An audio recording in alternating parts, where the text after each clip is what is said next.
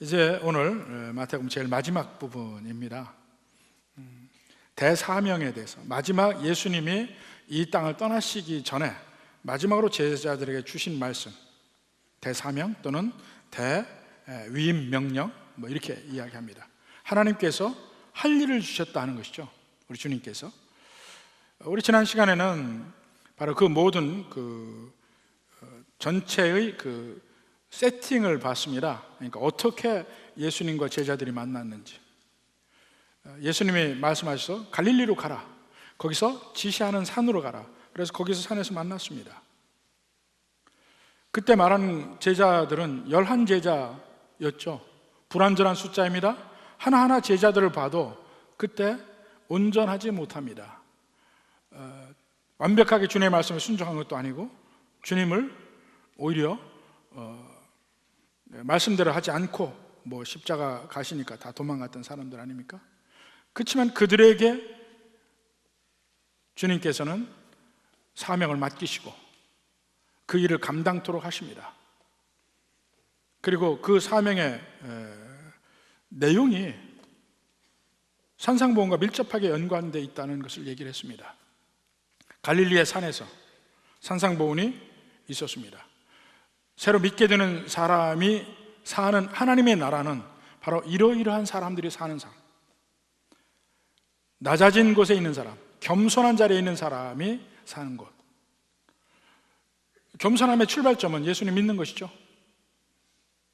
나는 죄인이고 어찌할 수 없는 존재이고 오직 주님의 은혜와 능력이 아니면 내가 구원받을 수 없고 살 수 없고 천국 갈 수 없는 존재. 이것을 먼저 고백하고 그 뒤의 삶도 참으로 믿는 백성들의 삶은 겸손함이 묻어 있습니다. 교회 안에서 점점점 오래 믿으면서 잘못하면 교만의 길로 갈 수 있는데 그것은 결국 바리새인의 길이라고 그랬어요. 진정한 믿음의 길은 참으로 낮아지며 겸손하며 남을 나보다 낮게 여기는 길입니다. 그래서 산상보훈에서 또 다른 말을 하는 것은 뭐냐면 이웃사랑, 이웃을 사랑하는 것. 내 바로 옆에 있는 사람, 이웃이라고 해서 꼭 옆집을 얘기하는 거 아니죠. 내 바로 옆에 사람, 교회 안에서 서로 같이 믿고 있는 사람들, 또 교회 밖에서라도 내가 만나는 모든 사람들이 내 이웃들이에요. 그들을 사랑하라. 먼저 예수 믿는 사람들이 그런 식으로 삶의 방향을 정하고 살아야 합니다. 그런데 마지막 대사명에서는 연결되는 게 뭐냐면 모든 사람에게 가서 그렇게 살라고 하라, 이겁니다. 이것을 말씀으로 주십니다. 자, 여기 이제 그 모든 환경은 설정이 되어 있고 그들이 만났습니다. 경배합니다. 안 믿는 사람도 있지만 그들도 아우르고 결국 그 모든 사람이 예수님 믿고 순교합니다. 이제 예수님 말씀이 나옵니다. 18절부터 보니까 하늘과 땅의 모든 권세를 내게 주셨으니, 예수님이 누구이신지 무엇을 하실지를 먼저 얘기하셔요. 하늘과 땅의 모든 권세를 내게 주셨으니, 예수님은 이 천지 만물의 왕 되신 분이다. 그리고 그 권세가 있어서 모든 만물을 예수님 뜻대로 하신 분이다.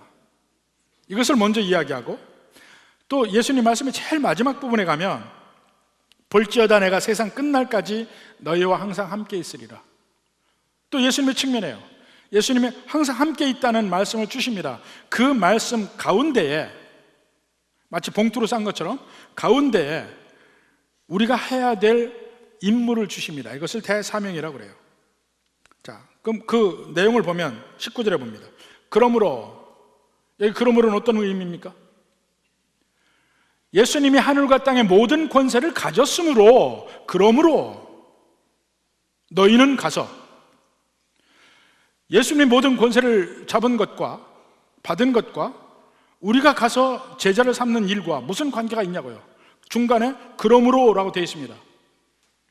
그러므로 한 이유는 우리와 예수님의 관계가 하나인 거예요. 하나. 세례를 받으면서 나와 예수님이 하나가 됩니다. 그리고 동시에 나와 예수님이 있는 모든 공동체가 하나가 되는 거예요. 공동체 안에 속하는 거예요. 오늘 우리가 성찬을 하지만 성찬이 뭡니까? 나와 예수님이 하나됨을 확인하는 작업이에요. 이제 보다 능동적으로 내가 참여합니다. 내가 예수님과 이제는 하나입니다. 다른 말로 하면 이제 예수님의 뜻대로 살겠습니다. 그 얘기예요. 오늘 성찬의 의미가, 나는 예수님의 뜻대로 살겠습니다. 이제 내 속에 예수님이 계시지 않습니까? 내가 예수님의 몸을 상징하는 떡을 먹고 예수님 피를 상징하는 그 잔을 마시면 내 속에 예수님이 계시니 이제부터는 내가 사는 것이 아니고 내 안에 예수님이 사시는 겁니다. 예수님 뜻대로 순종하게 살겠습니다. 그 결단이 있어요. 성찬에는 다시 한번 확인하는 거예요. 나와 예수님이 하나다는 거. 내가 예수님 믿으면서 예수님과 내가 하나면, 예수님이 모든 권세를 잡으셨으면 내 안에 예수님께서 사시는 과정에서 이제 내가 두려울 게 뭐가 있습니까? 이제는 내가 사는 게 아니고 예수님이 사는 건데, 예수님 뜻대로 순종하며 사는 건데 겁날 게 없어요. 이제부터 주님께서 내게 명령하신 모든 것 안에는 예수님이 능력 주신다는 말씀이 내포되어 있는 거예요. 그러므로 라는 말 안에, 그러므로 내가 너에게 이렇게 능력을 주었으니, 자, 전혀 아무것도 능력이 없는 사람이 자, 내게 능력을 준다 얘기해봐야 아무 소용없잖아요. 내가 이렇게 능력이 많은 사람이라는 걸 전제로 하고 내가 너에게 이렇게 준다 할 때 그게 믿음이 가는 얘기거든요. 예수님은 모든 하늘의 땅의 권세가 내게 있다 얘기하는 거예요.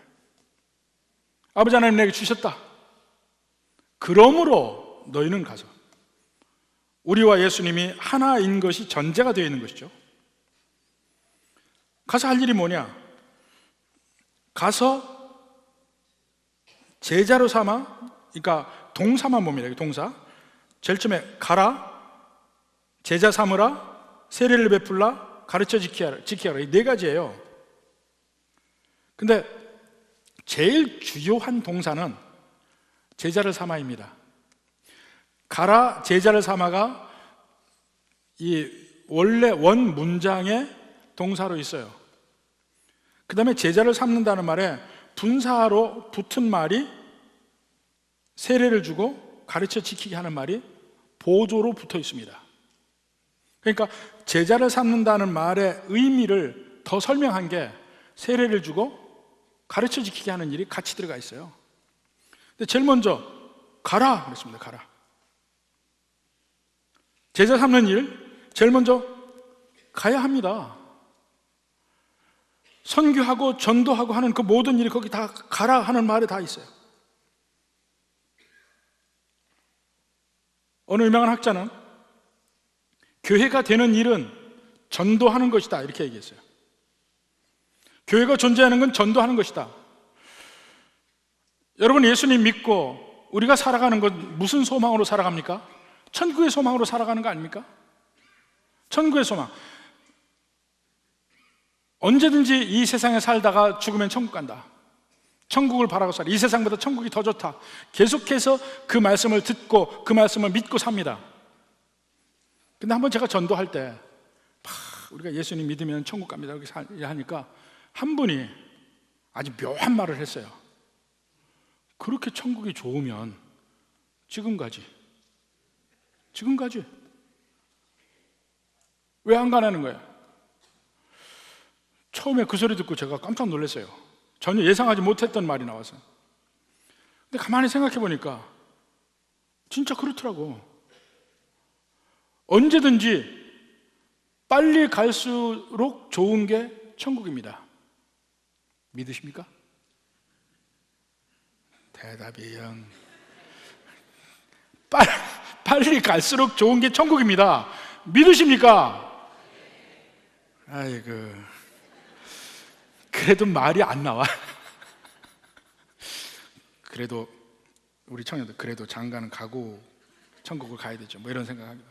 그래도 내가 이 땅에서 내가 뭔가는 하고 가야 되지 않겠습니까? 뭔가 자꾸 내가 이 세상에서 할 일을 생각하는데 우리는요, 사실은 하루라도 빨리 천국 가는 게 진짜 좋은 거예요. 문제는 우리가 자살해서 가는 거 아닙니다. 하나님이 부르셔야 가는 겁니다. 근데 하나님이 우리를 부르지 않고 이 땅에 남겨두신 이유를 생각해 봐야 될 거예요. 만약에 믿는 대로 천국 간다면 그 다음에 누가 전도합니까? 우리가 예수님 믿게 하신 것도 하나님의 은혜지만 사람을 보내서 전도하거든요. 그러니까 예수님 믿는 사람들이 이 땅에 있는 것은 아직 할 일이 있기 때문에 이 땅에 둔 거예요. 하나님이 아직 우리는 할 일이 있어서 이 땅에 있습니다. 이 할 일이 다 끝나면 우리는 떠납니다. 근데 우리에게 할 일이 뭐냐? 바로 이 말씀이에요. 가서 복음을 전하는 일이에요. 그 일을 위하여 이 땅에 남겨놨다 이겁니다. 내 주변의 사람, 내 사랑하는 사람도 함께 천국 가야 되니까 그들을 증거하기 위해서, 그들에게 복음을 증거하기 위해서, 그들에게 천국 함께 가자고 이야기하기 위해서 그 일을 하게 하게끔 우리를 부르셔서 계속해서 사도들도 그 일을 마치고 순교한 거예요. 그 위에 모든 성도들도 이 세상에 사는 동안 그들의 삶은 뭐냐? 옆 사람에게 천국 좋다는 얘기를 하는 거예요.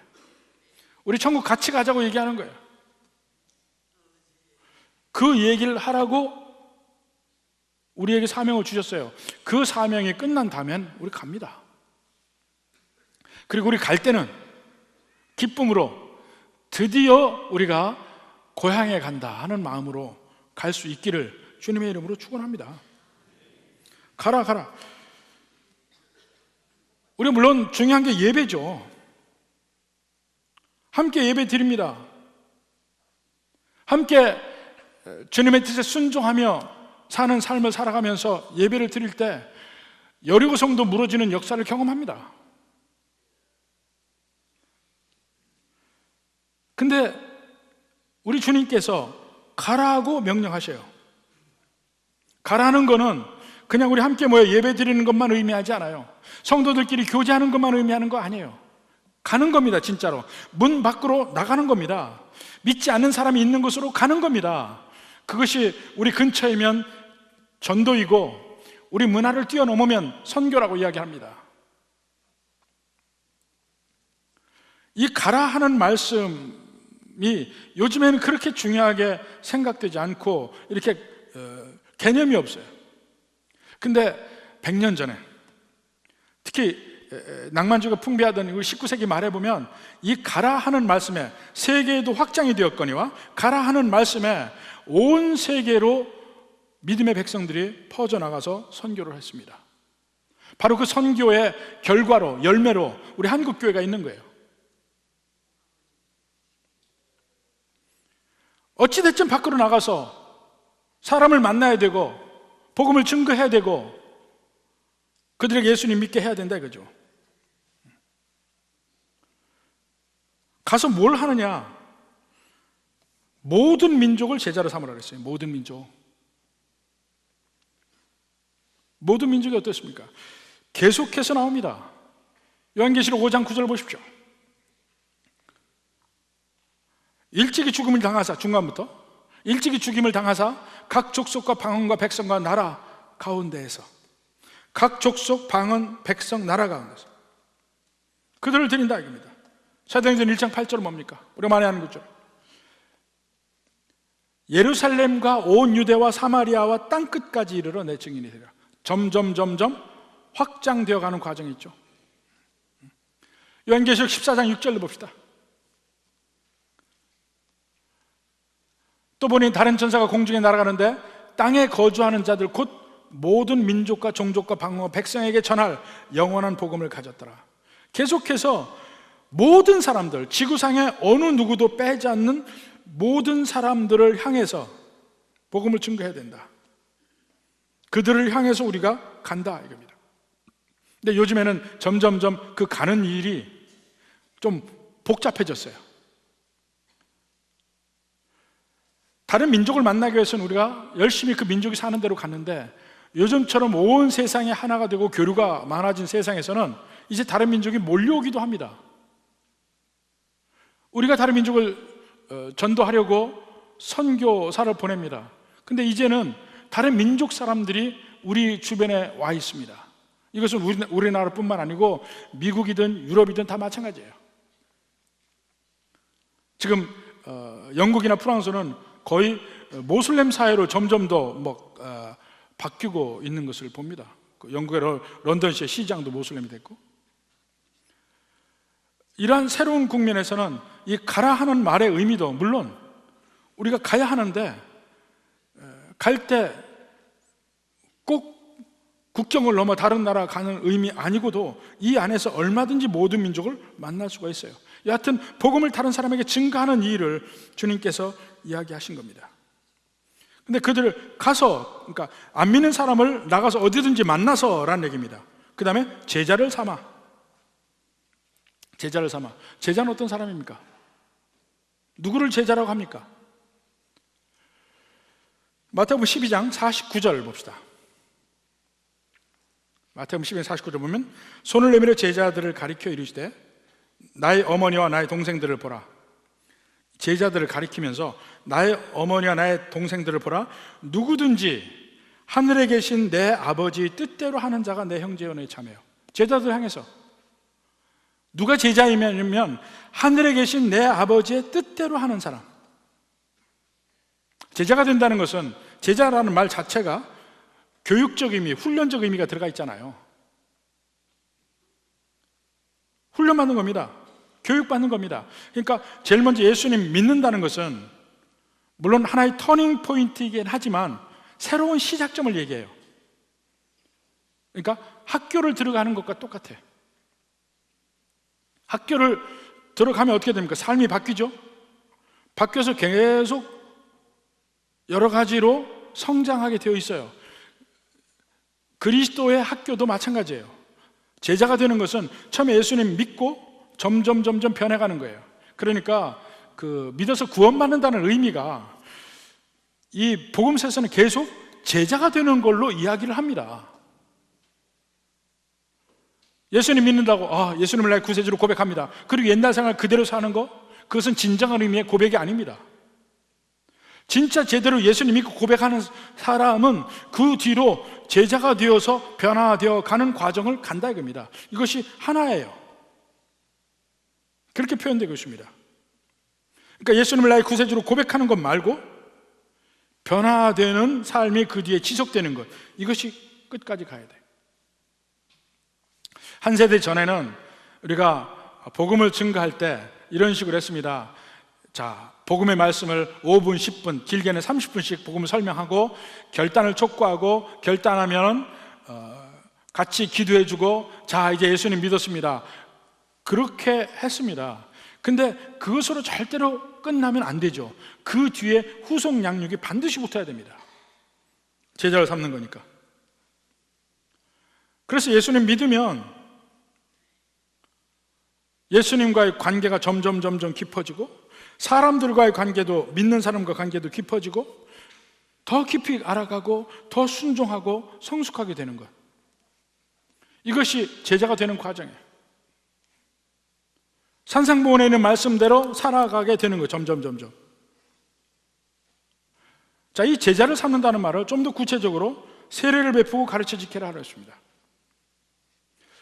이 신약성경에 보면, 사도행전에 보면 예수님 믿는 것하고 세례를 받는 것하고가 밀접하게 연관되어 있습니다. 믿으면 바로 세례 받았어요. 베드로가 오순절날 설교를 했을 때 3,000명이 예수님 믿었습니다. 바로 그들 다 세례를 받았어요. 또 빌립이 에티오피아 내시를 광야에서 만났을 때 이사야서를 설명해주고 그가 예수님 믿었습니다.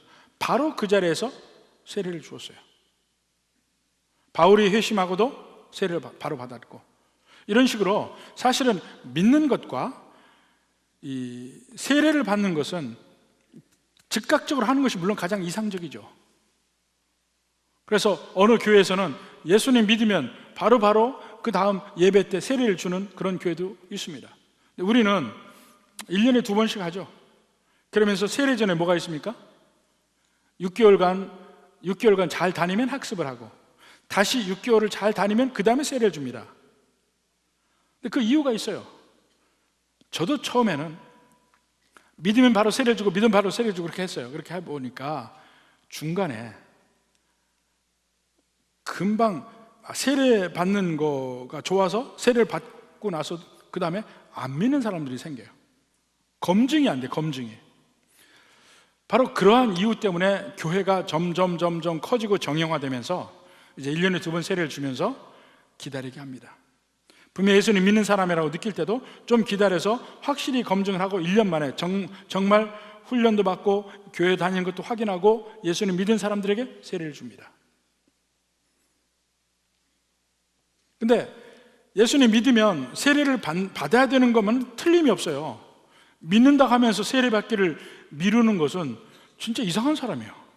혹시 이 중에도 이상한 사람 없습니까? 믿기는 믿는데 세례 아직 안 받은 사람. 우리가 예수님을 믿을 때 성령께서 우리 마음에 임하십니다. 그것을 성령의 내주 또는 성령의 세례라고 얘기해요. 사실 우리에게 중요한 것은 예수님 믿는 거예요. 그럼 물로 세례를 주는 건 뭐냐? 그 예수님 믿는 것과 세례가 언제나 함께 가더라 이겁니다. 이건 마치 물 세례 안 받으면 구원 못 받느냐? 그건 아닙니다. 이건 마치 결혼식하고 비슷해요. 결혼식 안 해도 결혼해서 살 수 있어요. 둘이 해가지고 그냥 살 수 있어. 그렇지만 결혼식을 안 하는 것은 여러 가지 문제점이 있고 이상한 겁니다. 결혼을 했다면 그 결혼을 하나님 앞에서도 서약을 물론 하지만 주변의 모든 사람 앞에서도 서약을 보이고 우리 결혼한 사람이라는 걸 보이는 거예요. 그게 결혼식입니다. 은밀히 하는 게 아니에요. 그 결혼식을 함으로써 서로의 그 상대편을 향한 결단도 맹세도 확실하게 하고 모든 사람 앞에서 증인 앞에서 맹세하는 거예요. 세례도 마찬가지입니다. 예수님 믿는 사람으로 모든 사람에게 믿음을 공포하고 또 성도들 앞에서 이 공동체에 이제 속한다는 개념이 들어가요. 그게 세례입니다. 그래서 세례가 개인적으로 은밀히 주는 것 아니고 성찬도 마찬가지예요. 개인적으로 은밀히 따로 어떤 데서는 뭐 성찬기 포터블이 있어요. 여행용 성찬기 있어요. 그래서 이 환자들 있으면 가서 거기서 환자 앞에서 성찬하기도 하는데 그건 엄밀한 의미에서 성찬의 진정한 의미는 없는 겁니다. 성찬은요 나와 예수님이 합해지는 거지만 동시에 우리 믿는 사람들이 다 서로 예수님과 하나가 되면서 그 결과적으로 어떻게 됩니까? 믿는 백성이 예수님 안에서 모두가 하나 된 거예요. 그래서 세례도 성찬도 온 교회가 모인 가운데 하는 겁니다. 따로 하는 게 아니에요. 공동체에 속하는 거예요. 세례는 이제부터 저 사람은 우리 공동체의 정식 멤버이다. 이게 세례예요. 성찬은 정식 멤버인 사람들끼리 다시 한번 서로의 신앙과 사랑을 확인하는 거예요. 그래서 성찬에 대해서 합당치 않게 먹고 마시는 자가 누구냐면 교회에서 서로 반분하고 반목하고 파당짓고 가르고 미워하고 이것이 그리스도의 몸을 깨뜨리는 일이거든. 그런 사람은 성찬에 참여하는 것이 합당치 않다. 그렇게 잘못되게 파당을 지으면서 성찬에 참여한 사람들이 죽기도 한다. 얘기가 그겁니다. 고린도전서 11장에 죽기도 한다는 얘기야. 구약 얘기가 아닙니다. 신약 얘기입니다. 몸이 하나 되는 거예요. 전체가 이 의미를 명확하게 해야 돼요. 세례를 받는다는 것도 내가 예수님 믿는 하나님이 나를 구원하신 것을 형상화시킨 면도 있지만 동시에 교회에 들어오는 정식 절차예요. 공동체에 들어오는 정식 절차. 그래서 모두가 있는 가운데 이 세례를 주는 겁니다. 그래서 교회를 이루라 이거예요. 믿음의 공동체를 이루어서 함께 마음을 합해서 복음을 증거하는 일을 하는 것, 그것이 교회 일이야. 그게 없으면 교회가 아닌 거죠. 그 다음에 가르쳐 지키게 하라. 뭘 가르쳐 지키라? 내가 너에게 분부한 모든 것. 예수님의 가르침, 예수님이 가르친 모든 것을 가르쳐 지키게 하라. 그러면 우리 성경 중에서 보통 요즘에 성경에 보면 예수님 말씀만 빨간 글씨로 돼 있죠. 그것만 보라는 얘기냐 이거예요. 빨간 글씨. 검정 글씨는 뭐예요? 검정 글씨는 그것도 하나님 말씀이에요. 근데 예수님의 가르침은 성경 모든 말씀의 가장 핵심적인 말씀이에요. 구약의 가르침은 전부 예수님을 향하고 있습니다. 그래서 모든 구약의 가르침은 예수님 안에서 완성이 돼요. 예수님의 가르침은 하나님의 그 계시가 가장 밝게, 가장 포괄적으로, 가장 완벽하게 표현되어 있습니다. 구약은 그 예수님의 가르침과 일관되지만 불완전하게, 희미하게 하나님의 뜻이 표현되어 있어요. 결국은 같은 겁니다. 그러면 예수님 말씀 이후에 신약성경은 사도들이 쓴 것이거든요. 사도들이 쓴 말은 뭐냐? 바로 그 예수님의 말씀을 더 확실하게 그 가르침의 연장선상에서 보여주는 거예요. 그러면 예수님이 내가 너에게 분부한 모든 것, 이 안에 성경이 다 포함된 겁니다. 성경이 다. 빨간 글씨만이 아니고 성경이 다 포함돼요. 물론 예수님이 가르친 그 빨간 글씨를 보더라도 수없이 많은 다양한 주제를 다 포괄하고 있습니다. 하나님과 인간에 대해서, 삶과 죽음에 대해서, 참된 신앙과 거짓 신앙에 대해서, 행복과 슬픔에 대해서, 부유함과 가난함에 대해서, 짧은 일시적인 시간과 영원한 시간의 차이에 대해서, 천국과 지옥에 대해서, 죄와 벌에 대해서, 의와 불의에 대해서 다양하게 예수님이 설명하고 있습니다. 여러 가지 형식으로 직접 명령도 하기도 했고, 비유로도 이야기하고, 격언으로도 얘기하고, 이 하나님의 말씀, 이것을 지키게 하라는 얘기예요. 근데 오늘날 교회를 보면 이 말씀을 있는 그대로 제대로 가르치려고 하느냐? 안 그런 데가 많이 있다 이겁니다. 내가 너에게 분부한 모든 것, 과거형이에요. 이미 글로 쓰여져 있습니다. 새로운 계시가 필요한 거 아니에요. 우리는 이것으로 족하고, 그럼 오늘날 우리 기도하면서 하나님의 뜻을 새롭게 받는 건 뭐냐? 언제나 성경의 근거가 있어야 됩니다. 성경의 근거가 없는 기도응답이나 이런 것은 전혀 하나님 뜻과는 관계가 없는 겁니다. 오늘날에 너무나 많은 교회가 여러분이 생각하는 것보다 훨씬 더 많은 교회에서 설교자들이 설교를 하지만 그 설교자들 머릿속에 이 성경이 전적으로 하나님의 말씀이라고 믿는 사람이 소수일 수도 있어요. 오늘날에 어떤 데는 그렇게 가르칩시다. 가슴은 뜨겁게 머리는 차게. 그걸 아주 대놓고 아주 자랑스럽게 얘기를 해요. 그래서 제가 그 사람들은 뭐라고 한지 아세요? 그러면 그 사람 죽지. 여기는 뜨겁고 여기는 차면 어떻게 돼요? 그 사람 죽어요. 같아야 돼. 성경이 하나님 말씀을 믿지 않는 사람과는 아무런 대화를 할 수가 없습니다. 한 번은 다른 교단의 어떤 분하고 얘기를 하는데, 결국 바울 서신 가지고 논쟁이 붙어서 성경 가지고 얘기하는데, 그분이 마지막에 하는 말이 뭐냐면 그건 바울의 이야기고, 그렇게 얘기를 해요. 그래서 거기서 그러면 당신과 나는 이미 대화를 여기서 더 할 수 없습니다. 우리가 대화할 수 있는 것은 성경이 하나님의 말씀이다라는 것이 전제를 하고 말을 해야지, 이건 바울의 이야기, 그건 누구 얘기고 하나님의 말씀이 아니라는 식으로 가면 우린 서로 공통분모가 없기 때문에 대화할 수 없고 논쟁도 가능하지 않습니다. 너무나 많은 목회자들이 그걸 믿고 있어요. 어디라고 말하기는 참 곤란하지만 나중에 따로 물어보십시오. 너무나 많은 목회자들이,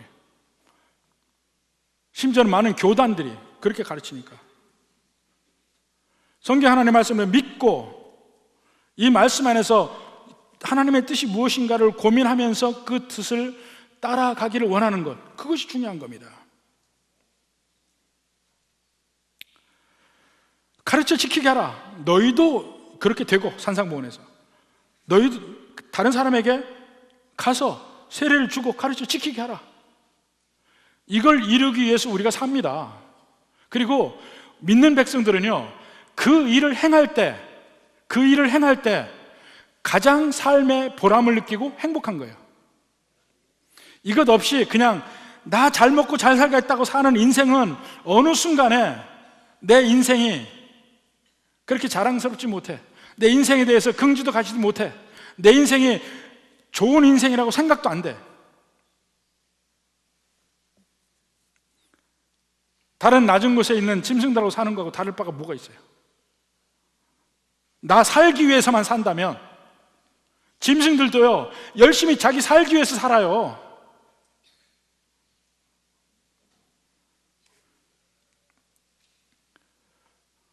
어제 우리 많은 분들이 전도했죠. 오랜만에 했습니다. 하고 나서 한결같이 뭘 느끼느냐? 기뻤죠. 기쁨을 느껴요. 어제 안 간 사람은 못 느낀 거예요. 간 사람들은 이거 별거 아니에요. 나눠주고 교회 오십시오, 예수님 믿으십시오 하는 건데, 그거 하고 나면 기쁘다니까. 전도도요, 중간에 힘들고 어려운 일이 있을지라도 전도하게 되면 우리 심령 속에, 우리 삶 속에 생명력이 넘치기 시작해요. 대충 하는 거 아니고. 원래 우리는 그렇게 지어져 있어요.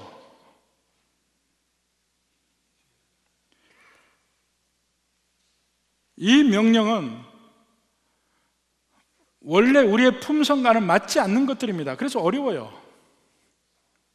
우리는 그냥 우리 잘 먹고 잘 사는데 우리의 생각이 꽂혀 있습니다. 자연스럽게. 그런데 주님의 말씀을 지키기 위해서 이 사명대로 가서 복음을 증거하고 예수 믿게 하고 가르쳐 지키게 하고 계속 돌보고, 이런 일을 하는 것은 힘든 일입니다. 근데 하면 할수록 기쁨이 있고 삶의 보람이 있고 내가 왜 사는지를 알아요. 우리의 자긍심도 점점 높아집니다. 예수님 안에서. 교만해지는 게 아니고 예수님 안에서 자긍심이 높아져요. 그렇지만 그 하는 일이 어렵기 때문에 주님이 앞과 뒤에 주님의 약속을 주시는 거예요. 하늘과 땅의 모든 권세를 내게 주셨으니, 내게 능력이 있으니까 걱정하지 말라는 얘기고, 마지막 말은 뭡니까? 볼지어다 하는 말이 이두라고 하는 말입니다. 이두라는 말이 무슨 의미라고 그랬죠?